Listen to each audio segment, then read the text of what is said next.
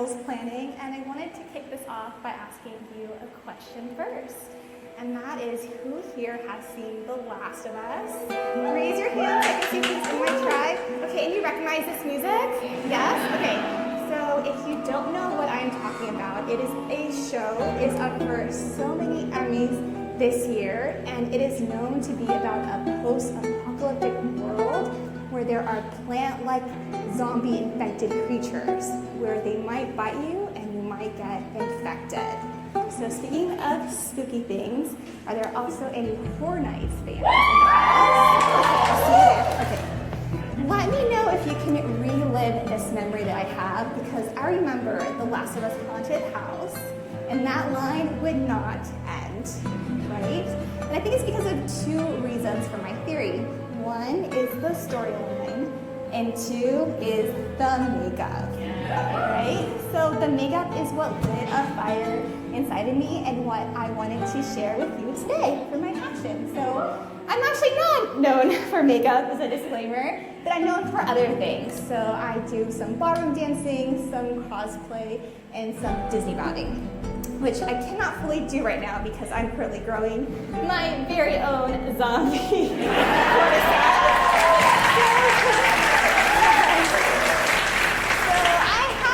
Up my ballroom dancing shoes, reduce the twirling, but I am still holding on to those rhinestones because I love them so much, and I figure now's the time to really invest in my arts and crafts dream, which is recreating the clicker mask from The Last of Us.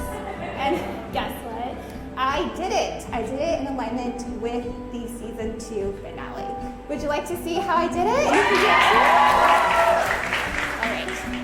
So I broke it down into 4 steps that you can also do with items that you can find at your nearest craft store or online, starting with step 1, visualizing.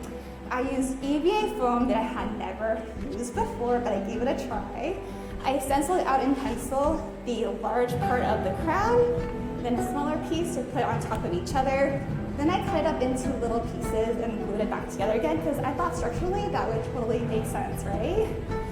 So for step 2, I did the sculpting. I used air dry foam. It takes 24 hours to air dry, so that means I could do the sculpting on Saturday, then it would dry and be done on Sunday, or I could watch the show with family and friends. My technique was to push in the clay along the sides of the mask.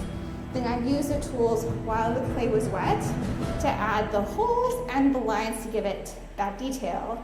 And I did have some extra foam left over, and I made some really squishy seashell pieces that you'll see a little bit later.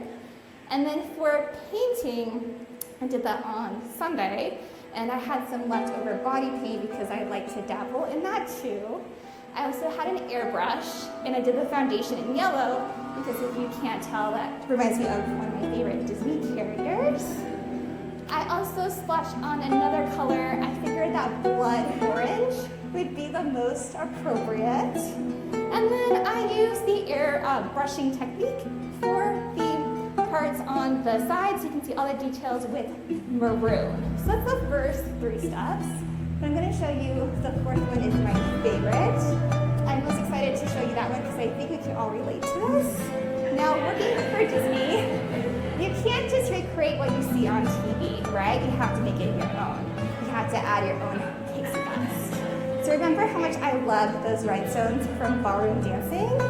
Well, I had face gems and I bedazzled this clicker mask.